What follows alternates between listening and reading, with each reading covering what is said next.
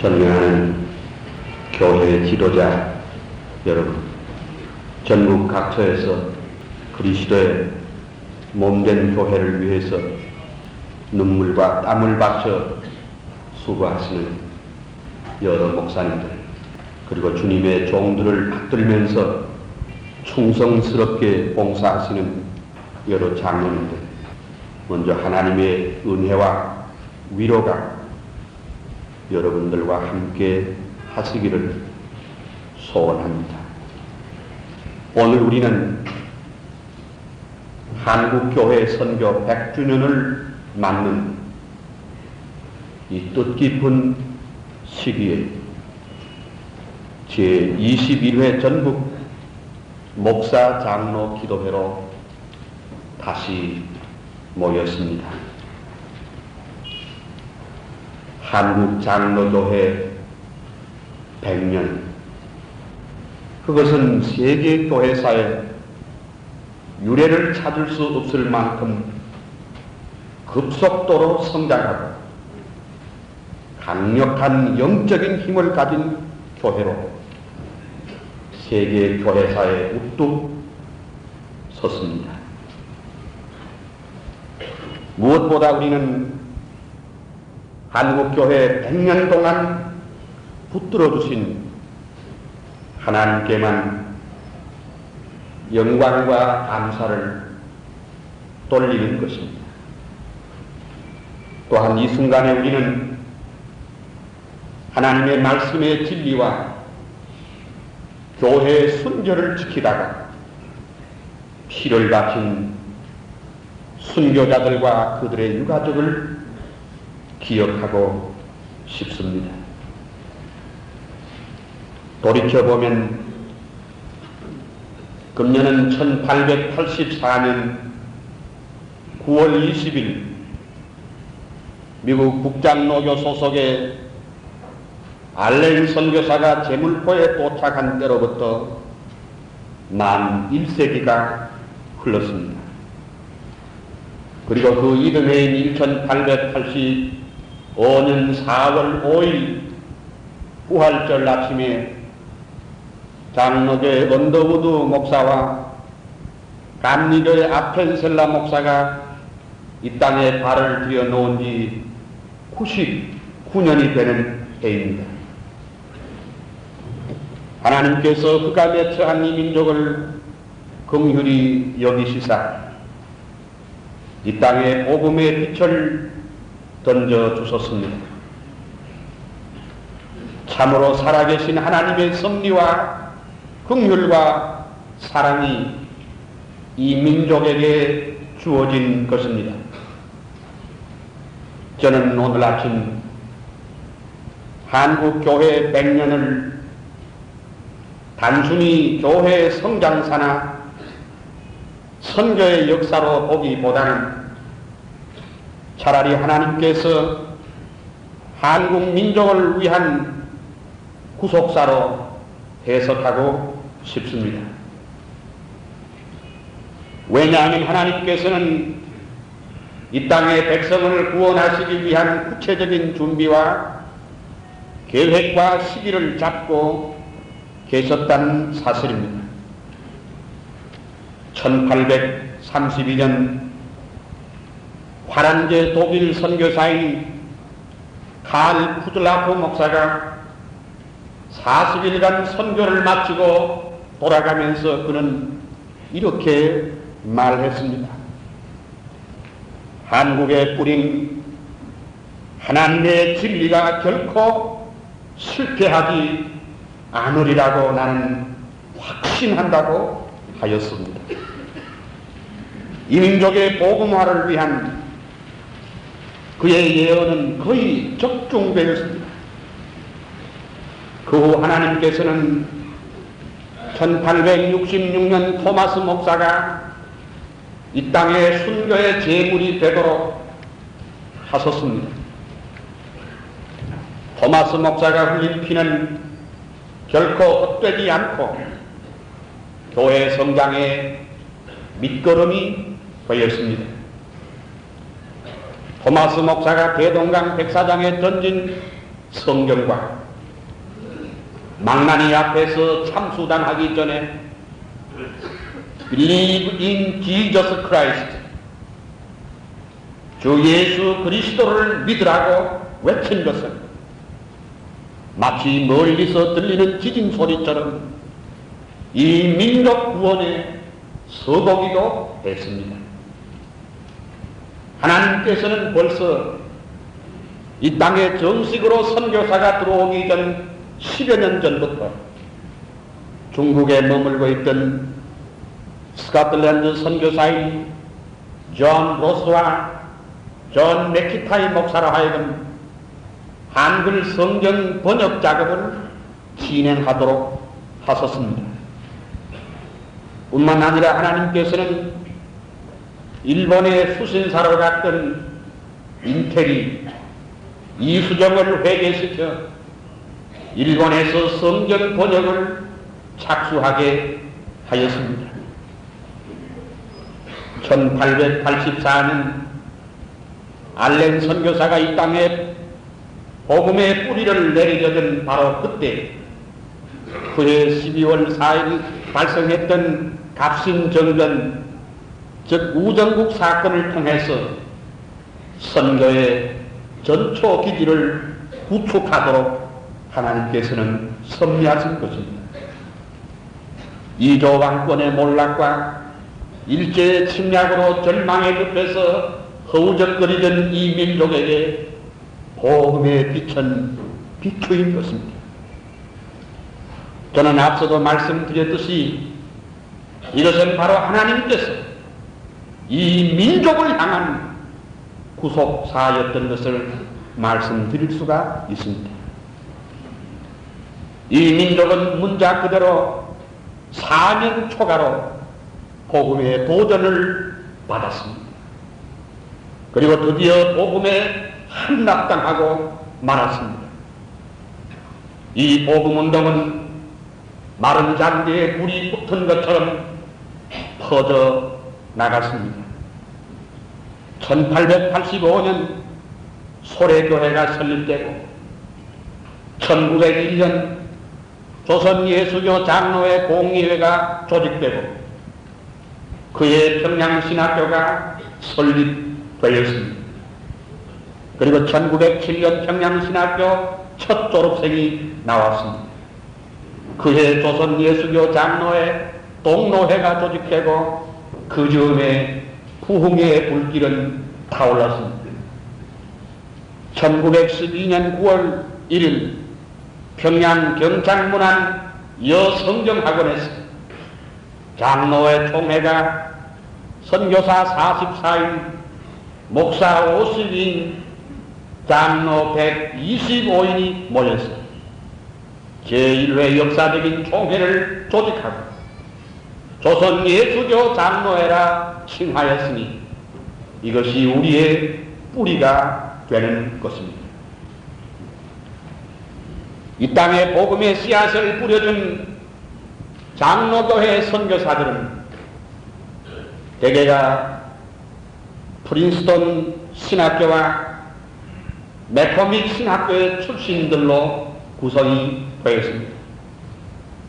그들의 신학과 신앙의 배경은 역사적 칼빈주의 신학과 신앙을 파수하는 정결한 사람들이었습니다. 그들은 칼빈과 어거스틴과 아브람 카이파와 하키와 월필드와 알렉산더 등의 전통적인 칼빈주의 사상을 유산으로 물려받은 사람들이었습니다.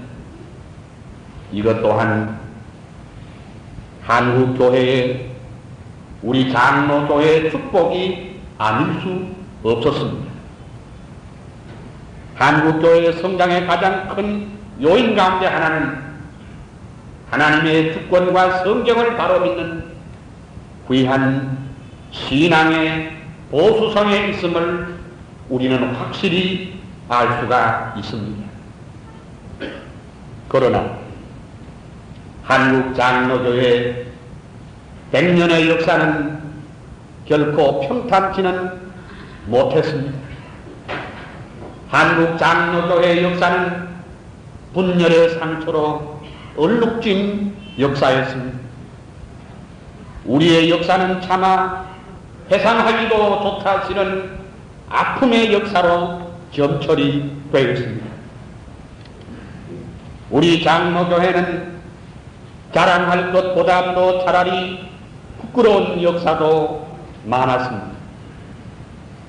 장로교회에 있어서 투쟁과 분열은 어떤 때는 교리적인 문제도 있었고, 어떤 때는 교권의 문제도 있었고, 어떤 때는 이해관계로 형제가 나누어지는 슬픔을 감당해야 했습니다.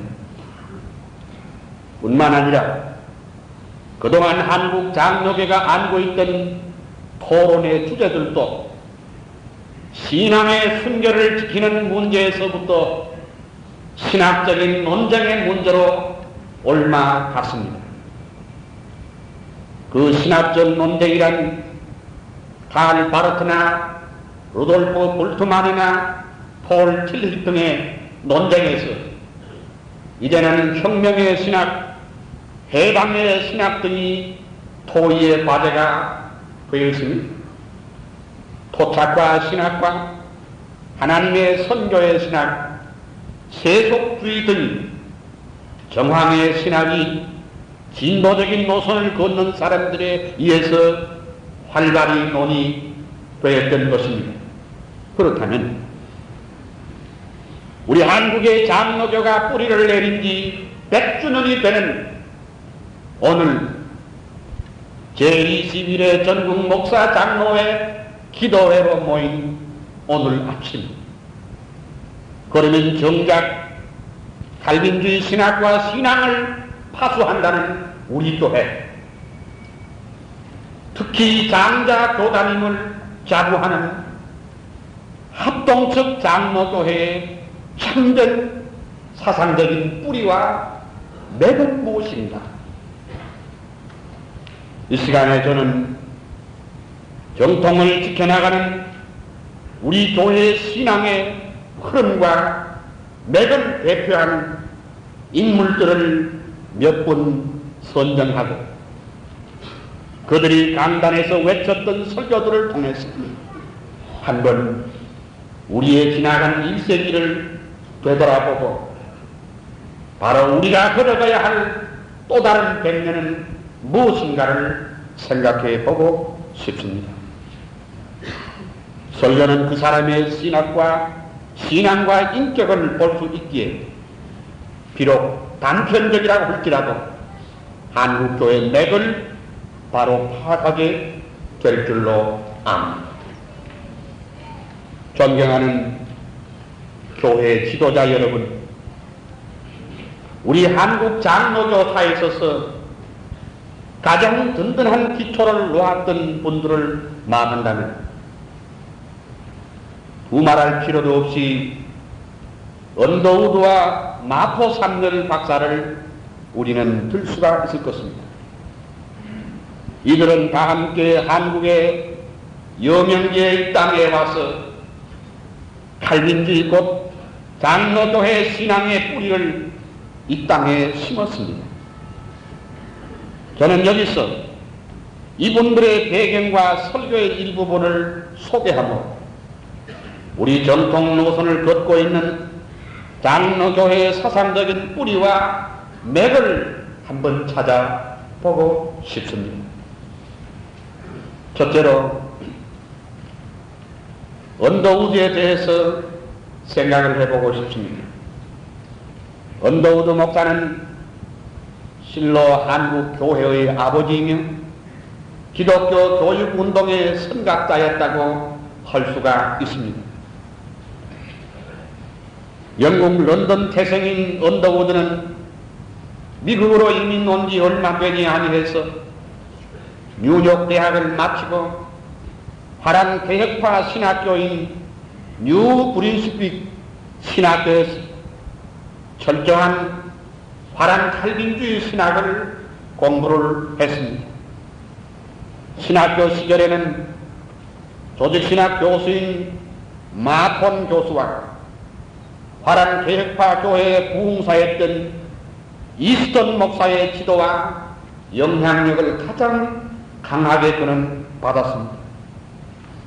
1921년 신학 진학에는 고 신학박사 원두 약전이 실렸는데 거기서 언더우드 목사의 한국교회를 위한 11가지의 업적이 소개되었습니다만 오늘 이 아침에는 다 말씀드릴 수가 없습니다.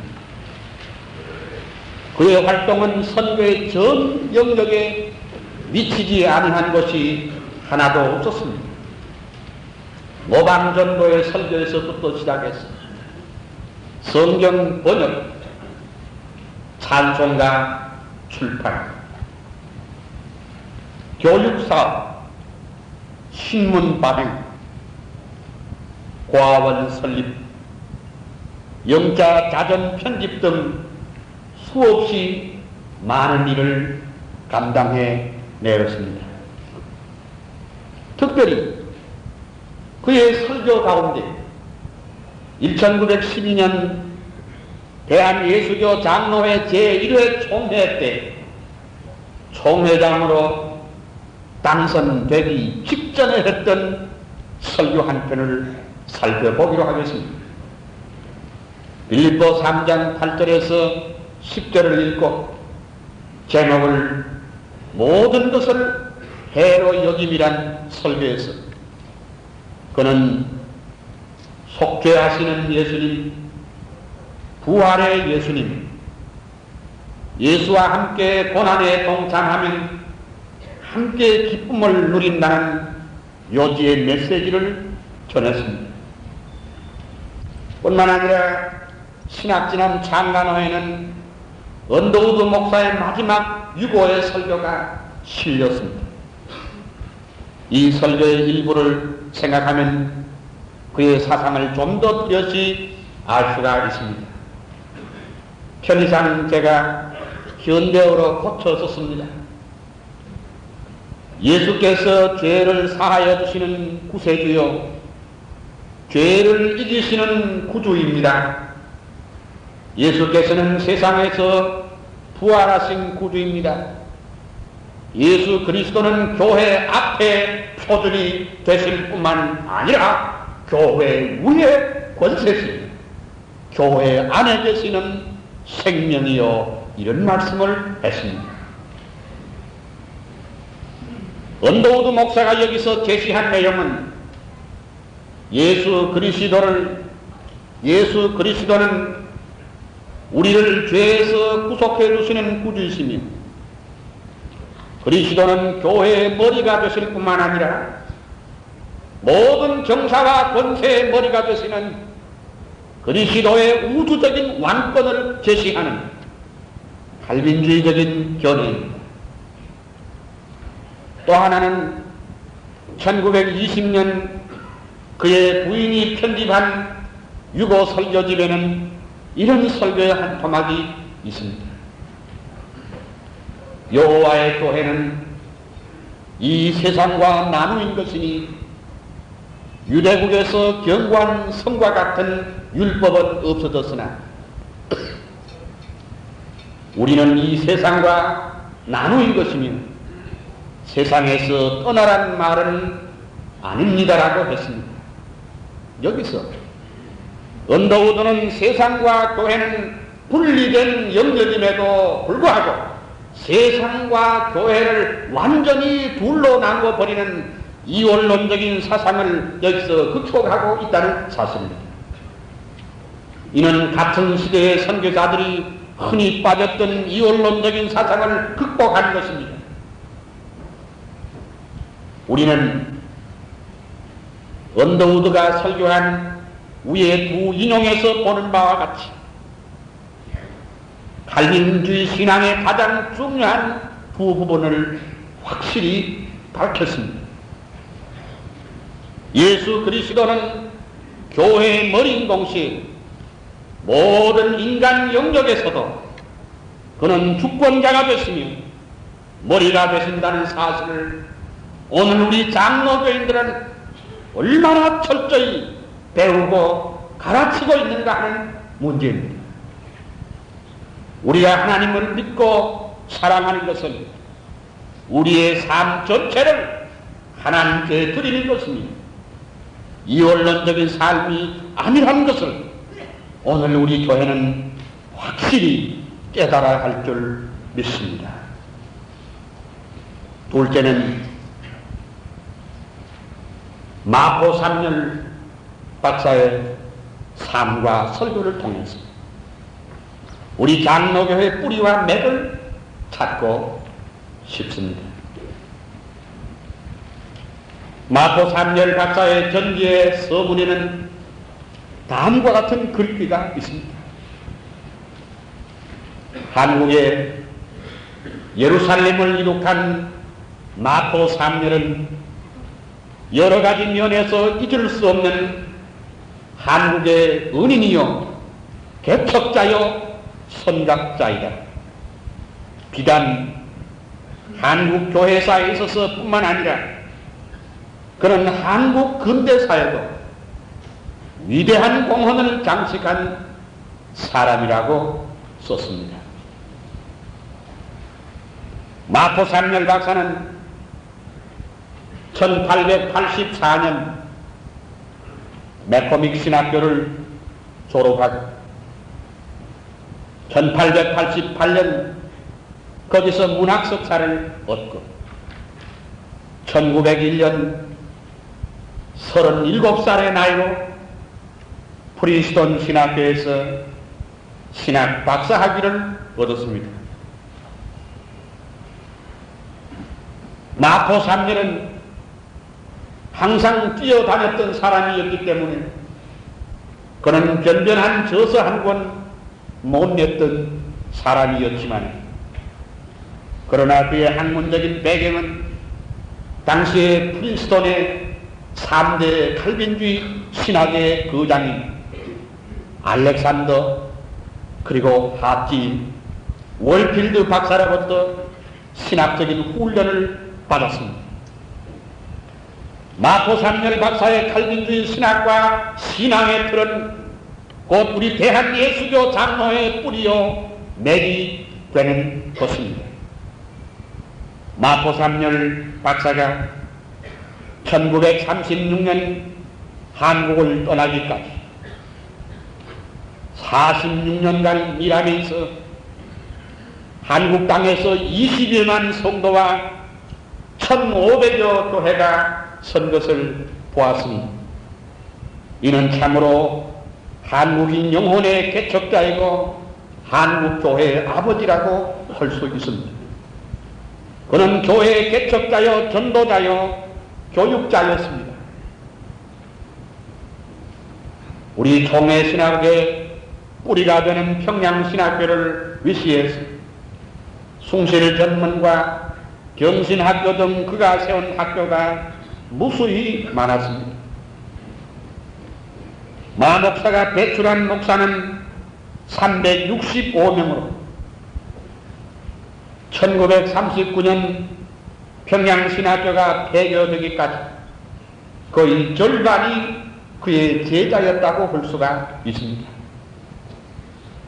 그가 남긴 설교 중에는 골로새 2장 8절을 본문으로 한 조선교회의 기함이란 설교가 있습니다. 이 설교는 그가 제8회 대한예수교 장로회 총회장의 메시지이기도 했습니다.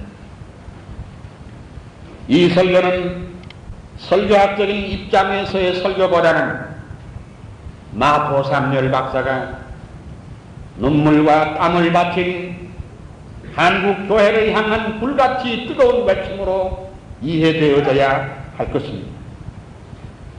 이 설교는 그가 한국 교회를 참된 하나님의 말씀 위에 세워보겠다는 정열로 볼 수가 있습니다.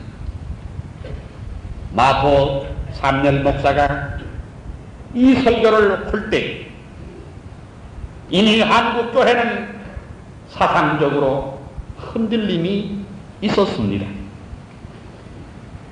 카나다 선교부에 소속된 서고도 선교사를 위시한 일부 선교사들이 자유주의 노선을 적극적으로 표방하고 나섰을 때였습니다.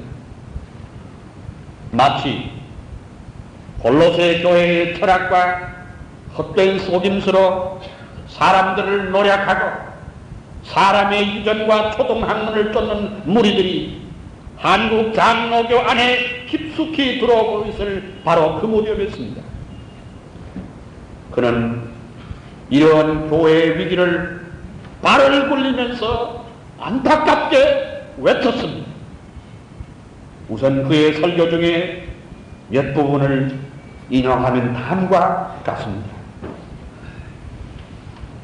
나는 조선에 와서 복음 전도하기 전에 황주에서 하나님 앞에 기도하고 결심한 바 있었습니다. 이 결심은 내가 이 나라의 십자가의 도회는 전하지 않기로 하고 오직 하나님의 뜻대로 죽든지 살든지 구원의 복음을 전하기로 굳세게 결심하였습니다. 라고 했습니다. 이는 바울 사도가 고린도전서 1장 18절에 십자가의 도만을 증거하리라는 결심과 같았습니다. 이것은 바로 장로교회 기초를 놓은 분의 신학이며 신앙입니다. 그런데 교회가 한참 성장 가도를 달릴 때 선교사들을 통하여 정통신앙에 대한 회의가 서서히 일기 시작했습니다.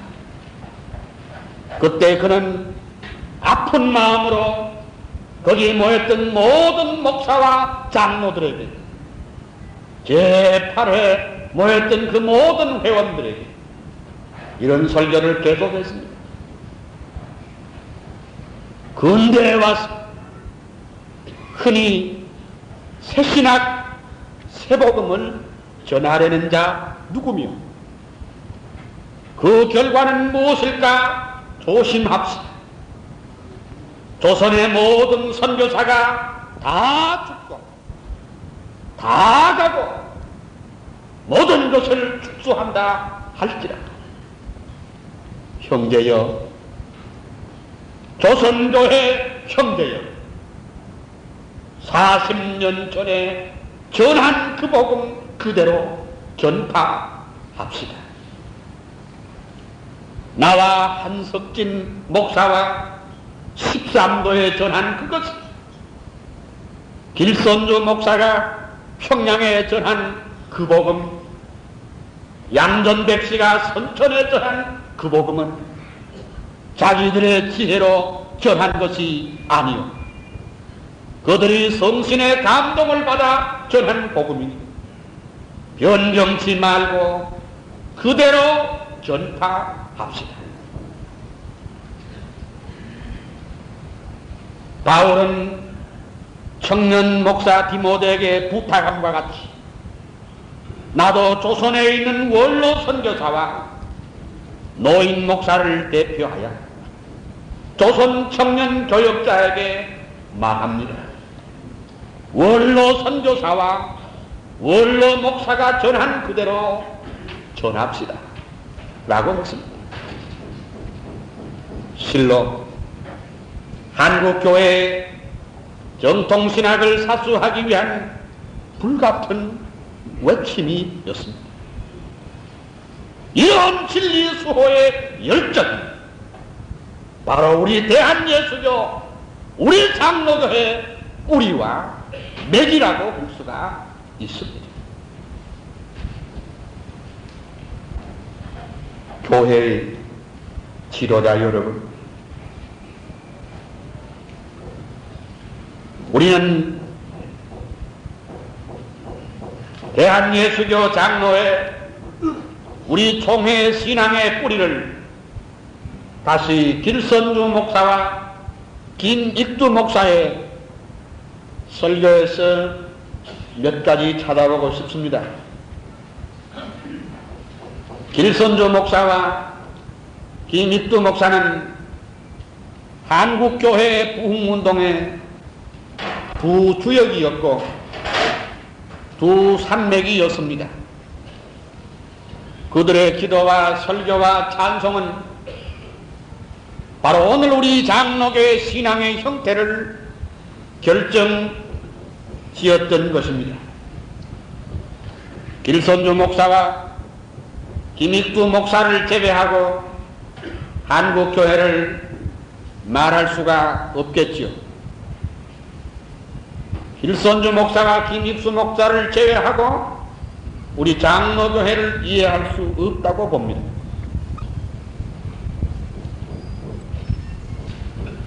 김익두 목사는 1919년 3월 3.1 운동 이후에 허탈에 빠진 민족을 향해서 성령의 은혜와 위로의 복음을 외쳤습니다. 우리는 이 시간에 이 두 분의 삶과 사상을 모두 다 말씀드릴 수는 없습니다. 한국 기독교의 아버지라고 할 수 있는 길 목사는 당시 무지몽매하고 심령이 메말랐던 이 민족의 가슴마다 뜨거운 성령의 사역을 소리 높이 외쳤습니다. 결국 이 민족은 성령의 은혜가 아니고서는 헤어날 수 없음을 소리 높이 외쳤습니다. 그가 복음을 받은 후 40년 가까운 세월 동안 강단을 지키면서 2만 번 이상의 설교를 했고 그의 설교를 들은 청중은 380여만 명에 이르렀고 그가 세운 교회가 60여 개 곳이고 키운 목사, 전도사, 장로, 교사가 800여 명, 세례준 교인 수는 3천여 명에 집계되고 있습니다. 초대 한국교회 영계 거성인 길 목사는 새벽 기도회를 처음 시작한 분이었습니다. 말하자면 오늘의 한국교회 신앙의 형태를 만든 셈이 옳습니다. 우선 그의 부흥운동의 방법을 잠시 생각해 보기로 하겠습니다. 한마디로 길선주 목사의 부흥운동은 사경회 방법으로 부흥사 자신이 철저한 회개운동으로 시작이 되었습니다. 그가 능력의 설교를 할 수 있게 된 것은 자신의 철저한 회개가 선행되었던 것입니다. 당시의 부흥의 특징을 간단하게 개요하면 다음과 같습니다. 첫째는 성경 중심의 사경 부흥회였습니다. 이것이 우리 장로교회 부흥의 방법이었습니다.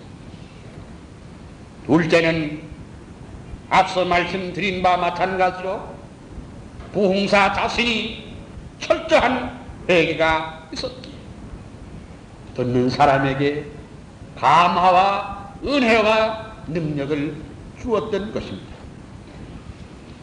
셋째는 모여서 예배하는데 열심히 있고 찬송도 힘있게 했으며 언제나 통회와 회개 기도가 그 특징이었습니다. 넷째는 이러한 성경 중심 철저한 회개, 합심 기도의 열정을 다하는 중에 성령의 강한 체험들을 얻게 된 사실이 옳습니다. 다섯째는 나라 잃은 민족의 아픔을 영원한 하나님의 나라를 제시함으로써 죄와 세상을 능히 이기는 원동력이 되었습니다. 이와 같이 길선주 목사를 중심한 부흥회 운동은 허탈과 절망에 빠진 이 민족의 가슴에 용기와 능력과 확신을 안겨 주었습니다. 앞서 말씀드린 이러한 5가지 영혼 구원 운동과 민족 구원 운동의 사명을 선포했던 것은 우리 장로교의 신앙과 교회 성장의 뿌리와 맥으로 이해되었습니다. 길선주 목사의 만년의 설교 중에는 이런 것이 있습니다. 오늘의 교회는 어떠합니까? 양으로 보아서는 많이 부흥되었다 하더라도 질로 보아서는 한심한 일이 많습니다. 교회는 날로 세속화되어 가고 있습니다. 신앙은 박약하고 사랑은 자꾸 식어져서 열심과 능력을 잃어버린 형편입니다. 여러분께서는 오늘의 교회를 어떻게 보십니까? 기름이 없는 운전기를 운전하려면 기계는 파괴되고야 말 것입니다. 이와 같이 사랑이 없는 교회는 집행이 불가능한 것입니다. 이렇게 노인 목사 길선주 목사는 말했습니다. 이 설교는 지금으로부터 52년 전입니다. 1932년 전국의 교인이 30만 밖에 되지 않았을 때 교회의 양적 팽창 때문에 상대적으로 질적인 저하와 세속화를 개탄한 먼 안목을 내다본 설교였습니다. 그가 지금 이 시간에 설교한다면 오늘날 우리의 교회를 향해서 무엇이라고 외치겠습니까? 오늘 우리 한국 교회는 길선주 목사가 만년에 지적했던 교회의 세속화 문제를 참으로 뼈아프게 받아줘야 할 것입니다. 한편 김익두 목사의 부흥회는 어떠했습니까? 그는 한국의 엘리야 그리고 한국이 낳은 무디라고 불리기도 했습니다. 김익두 목사에 대한 일화를 이 시간에 다 말씀드릴 수는 없습니다.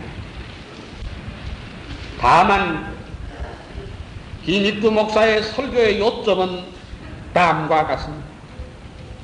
첫째로 주님의 십자가와 주님의 보혈이 그의 설교에는 언제나 뜨겁게 강조되었습니다. 둘째는 그의 설교에는 언제나 그리스도의 부활이 강조되었습니다. 셋째로 천국의 갈자, 회개 등의 순수한 복음만을 증거했습니다. 넷째는 민족적인 악습을 예리하게 비판하고 미신적인 요소를 제거하는 데 앞장서서 민족 구원 운동에 나섰습니다. 김익두 목사의 부흥의 특징도 자신이 모범을 보이고 11조를 강조해 자립 한국교회의 기틀을 놓았던 것입니다. 사실 우리 장로교회 토석을 놓았던 길선주 목사와 김익두 목사는 순수한 복음 신앙을 가지고 빼앗긴 조국을 슬퍼하는 이 민족에게 새로운 소망과 빛을 던져 주었습니다. 그리고 그것은 영혼 구원만이 아니고 이 민족에게 새로운 시대 정신을 심어 주었습니다. 이제 선교 100주년을 맞는 이 시점에서 어째서 우리 교회는 이 시대를 향해서 외쳐야 하는 메시지가 없는 것입니까? 우리는 살비한 이단 종파들에게 영권을 빼앗기지 말고 우리의 뿌리와 우리의 맥을 바로 찾아야 할 줄로 믿습니다. 마지막으로 주기철 목사의 삶과 설교를 통해서 우리 대한예수교 장로교회의 사상과 맥을 찾고 싶습니다. 주기철 목사님, 그는 우리 한국 장로교 신앙의 모범이었습니다. 저는 오늘 아침 감히 한국교회 100주년 이 역사적인 순간에 가장 이상적인 목회자상과 설교자상을 주기철 목사에게 찾고 싶습니다. 피로 물든 이 민족의 순환기를 유난히도 가슴 아프게 살다간 목사님, 일제 신사 참배를 끝까지 거부하고 우상에게 절할 수 없다고 소리 높이 절규하면서 순결을 지키던 주기철 목사님, 하나님의 영광과 주권만을 소리 높이 외치던 그 설교, 하나님 앞에서만 살아야 할 것을 힘있게 외치던 그 설교자, 사람을 두려워하지 않고 하나님 앞에서만 살아야 할 것을 힘있게 외치던 설교자, 그가 바로 바울과 어거스틴과 칼빈의 신앙의 노선을 이은 이 땅의 참된 개혁주의자요 목회자였습니다. 그는 실로 그리스도의 십자가만 붙잡고 주님의 고난에 동참하고 순교의 잔을 마셨습니다. 저는 이 시간에 순교자 주기철을 높이려는 것이 아니고 그가 살았고 외쳤던 것은 바로 우리 장로교회의 뿌리와 우리 장로교의 맥이며 정신으로 오늘 선교 100주를 맞는 이 시간에 다시 한번 그 사상과 그 정신을 우리 대한예수교 장로회 의총회 뿌리와 맥으로 이해하자는 뜻입니다. 김인서 목사의 말 맞다나 대한나라 주기철 목사는 20세기 그리스도교의 중요한 존재이다. 주 목사는 잘 믿었고 잘 살았고 잘 싸웠고 잘 죽었다. 그 믿음은 하나님 앞에 진실하였고 그 생활은 억만 사람 앞에 청청백백하였고 그 죽음은 허다한 증거자들이 보증하는 바이다 라고 했습니다. 주기철 목사의 목회자로서의 삶은 흠없고 깨끗한 삶이었고 오고 오는 세대의 모범이 되었던 것입니다. 우선 주기철 목사의 설교의 중요한 내용들을 생각해 보고 싶습니다. 첫째로 주기철 목사의 설교에 나타난 하나님 중심 사상입니다. 우리가 주기철 목사의 설교 가운데 가장 뚜렷이 볼 수 있는 사상은 하나님 중심 사상 그것입니다. 그가 일제의 신사 참배 정책을 생명을 바쳐 공격하고 신앙을 지킨 것도 따지고 보면 그의 하나님 중심 사상의 신앙 때문입니다. 1936년 9월 1일 주기철 목사는 평양신학교에서 부흥회를 인도했습니다. 이때 그가 한 유명한 설교가 이른바 일사각오였습니다. 신사참배의 소용돌이에 그 몸을 주의 제단에 바칠 것을 피력했습니다. 이 사람이 다른 것으로는 우리 한국교회에 바칠 것이 없습니다. 주님을 위하여 목숨을 바치는데 앞장서겠습니다. 이렇게 그는 말했습니다. 우선 그의 설교 가운데 몇 구절을 더 소개해보면 다음과 같습니다. 그는 일사각오의 설교에서 세 가지를 말했습니다. 예수를 따라서 일사각오, 남을 위하여 일사각오, 부활의 진리를 위하여 일사각오로 그는 말했습니다. 그리고 그는 이렇게 말했습니다. 예수를 버리고 사느냐, 예수를 따라서 죽느냐. 예수를 버리고 사는 것은 정말 죽는 것이요, 예수를 따라 죽는 것은 정말 사는 것입니다. 예수를 환영하던 한때도 지금 지나가고 순환의 때는 박도하였나니 물러갈 자는 물러가고 따라갈 자는 일사를 각오하고 나서라. 내세를 부인하는 공산당 무리도 그 주의를 위하여 목숨을 버리거늘 영생을 믿고 부활을 소망하는 신자들이 왜 죽음을 두려워하느냐.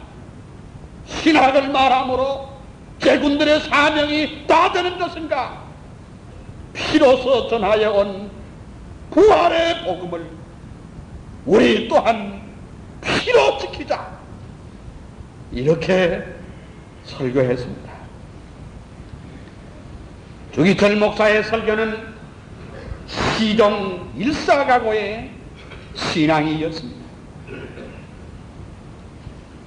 어째서 일사각오로 진리를 지키고 천조 대신이라는 우상을 대결해야 되는 것인가? 그것은 두말할 필요 없이 그의 하나님 사상의 신앙이라고 할 수가 있습니다. 우리 칼빈주의자들은 언제나 하나님을 그 사상의 중심에 두고 있습니다. 하나님이 마땅히 받으셔야 할 영광을 차지하도록 해야 할 줄 믿습니다. 사도 바울이 말한 대로 만물이 주에게서 나오고 주로 말미암고 주에게로 돌아갑니다. 영광이 그에게 세세 있으리로다. 아멘. 함과 같이 하나님의 만물이 시작과 과정과 결과가 된다는 것입니다. 이와 같이 주기철 목사의 설교는 칼빈주의적인 신학과 신앙의 내용을 뚜렷이 볼 수가 있습니다. 주기철 목사는 하나님의 뜻대로 살겠다는 비장한 각오로서 외친 설교는 여러 편이 있습니다. 강단에 설 때마다 생명을 내걸고 하나님의 뜻에 따르겠다고 외쳤습니다. 특히 그의 설교 중에는 일사각오, 하나님 앞에서 완전하라, 영으로 살자, 하나님을 두려워하라, 죽음 준비 등 그 대표적인 메시지라고 할 수가 있습니다. 주기철 목사의 설교는 칼빈주의자들이 일찍이 외쳤던 오직 하나님께만 영광의 사상을 읽을 수가 있습니다. 두 번째는 주기철 목사의 설교에 나타난 신전 의식에 대한 것입니다. 우리가 주기철 목사의 설교에서 볼 수 있는 두드러진 사상은 철저한 신전 의식의 사상입니다. 그는 언제나 불꽃 같은 하나님의 눈앞에서, 여호와의 불꽃 같은 눈앞에서 그는 신앙을 했습니다. 그런데 이 하나님 앞에서의 신앙에 그치지 않고 그의 설교와 목양에 나타난 것입니다.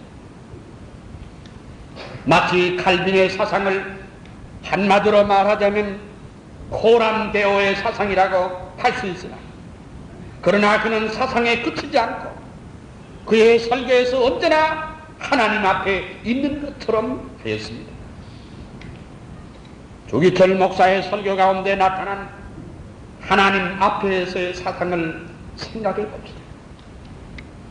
1937년 6월 20일 평양 산정현교에서 회중 370여 명이 모인 가운데 주기철 목사는 창세기 17장을 읽고 하나님 앞에 완전하라는 제목으로 다음과 같은 요지로 설교를 했습니다. 하나님 앞에서 경건함으로 완전하라. 하나님 앞에 정직함으로 완전하라. 하나님 앞에서 태연함으로 완전하라. 주기철 목사의 설교에는 경건의 의미나 정직이니 태연이니 하는 것도 결국은 따져보면 철저한 신전 의식에서 출발되었던 것입니다. 그리고 그에게 있어서 완전이라는 것은 율법주의적인 입장에서 아니고 인간의 힘으로는 할 수 없습니다. 그리스도의 속죄의 사역을 통해서만 완전해질 수 있다는 것입니다. 주기철 목사의 설교에서 볼 수 있는 것은 경건의 사상도 따지고 보면 하나님 앞에서의 사상 때문입니다. 그는 이른바 그리스도인들이 범하기 쉬운 이원론적인 사상을 거부했습니다. 우리가 하나님을 사랑하고 그를 섬기는 것은 생의 일부분이 아니고 삶 전체를 하나님 앞에 드리는 것입니다.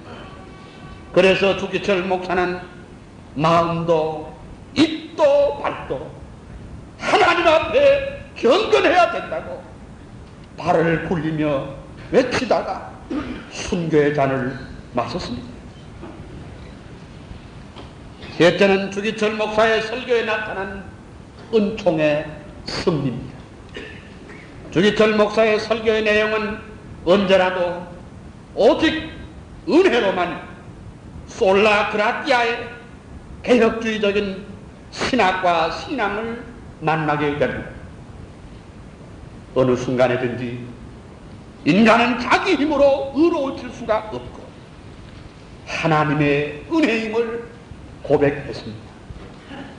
그가 산정연교에 심호할 때 고린도전서 10장 10절을 고대해서 나의 나된 것은 하나님의 은혜라는 제목으로 설교했던 때가 있습니다. 주기철 목사는 그의 설교 중에 고백적이고 감동적인 말을 남겼습니다. 비기독교적인 조선인인 내가 예수 신자되고 공자의 학도인 내가 예수인 된 것이 하나님의 은혜입니다. 예수의 복음 그대로 믿고 베드로, 바울, 어거스틴이 믿던 전복음 그대로 믿게 된 것이 하나님의 은혜입니다. 과학이 천당의 존재를 여지없이 반대하고 현대 지식이 인간의 부활을 여지없이 부인하여 놓은 20세기인 내가 천당을 믿고 부활을 바라는 것이 하나님의 은혜입니다. 아니 현대 신학이 예수의 재림을 부인하고 교회가 지상주에 타락한 그 미래 바울이 기다리던 예수 오시기를 기다리며 내세 소망에 사는 것이 하나님의 은혜입니다. 여러분도 다 예수 믿기 어려운 처지에 예수 믿게 된 것이 하나님의 은혜입니다. 혹은 예수교를 반대하던 자리에서, 혹은 유교 가정에서, 혹은 술상머리에서 주의 부르심을 받은 것은 하나님의 은혜입니다라고 했습니다. 그는 하나님의 은혜와 자비가 없으면 하나님 앞에 설 수 없는 죄인임을 깨달았습니다. 그의 설교에는 인간의 자율주의 색채를 볼 수 없고 전혀 모든 것이 하나님의 은혜라는 고백으로 가득 차 있습니다. 이제 마지막으로 주기철 목사의 설교에 나타난 진리를 위한 순교의 염원에 대해서 몇 말씀 드려보겠습니다. 주기철 목사는 그가 초량교회를 심우할 때부터 가슴 속에는 하나님의 영광과 그의 주권을 높이고 진리를 위해서 순교하리라는 일사각오의 신앙을 가졌었습니다. 주 목사는 평소에 말하기를 순교는 억지로 하는 것인 줄 알지만은 그런 게 아닙니다. 주님께 대한 감사에 겨워 나도 모르게 하는 것이 순교인가 합니다라고 했습니다.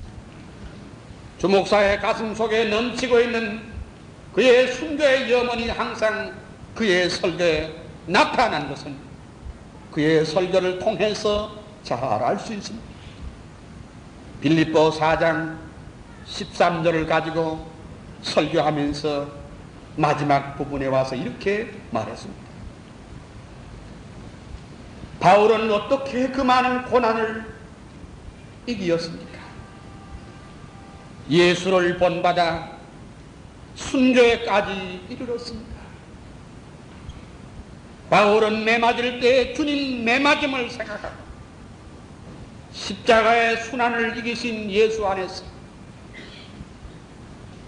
천신만고로 오히려 달게 참고 생명을 바쳤습니다.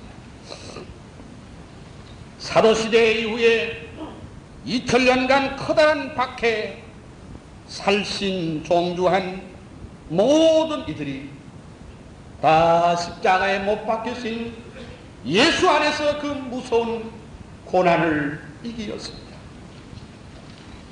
이렇게 주 목사는 신사참배 항거로 말미암아 세 차례 옥고를 치르고 잠시 자유의 몸으로 일시 석방되었습니다. 산정연교회 강단에서 우리들이 잘 아는 오종록의 나의 기도라는 제목으로 설교했는데 이것은 그의 최후의 고별 설교인 동시에 그가 우리 한국교회에 남긴 그 뿌리와 맥을 우리에게 보여준 설교라고 할 수 있습니다. 나는 바야흐로 죽음에 직면하고 있습니다. 죽음에 직면한 나는 사망의 권세를 이기게 하여 주시옵소서 기도 아니할 수가 없습니다. 무릇 생명이 있는 만물이 다 죽음 앞에 탄식하며 떨고 있습니다. 죽기가 무서워서 의를 버리고 죽음을 모면하려고 믿음을 버린 사람이 얼마나 많습니까? 오 주여, 이 목숨 맡겨 주님께 욕되지 않게 하시옵소서. 이 몸이 부서져 가루가 된다 하여도 주님의 계명을 지키게 하옵소서. 나의 사랑하는 교우 여러분, 그리스도의 사람은 살아도 그리스도인답게 살고 죽어도 그리스도인답게 죽어야 합니다.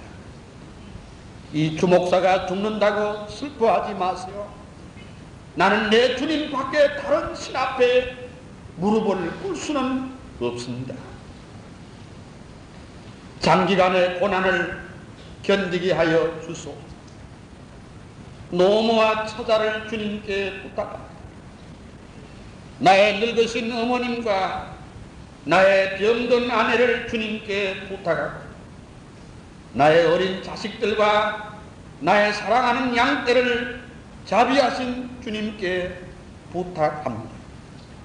나는 마지막으로 이 산정현 강단을 떠나지 않을 수 없습니다.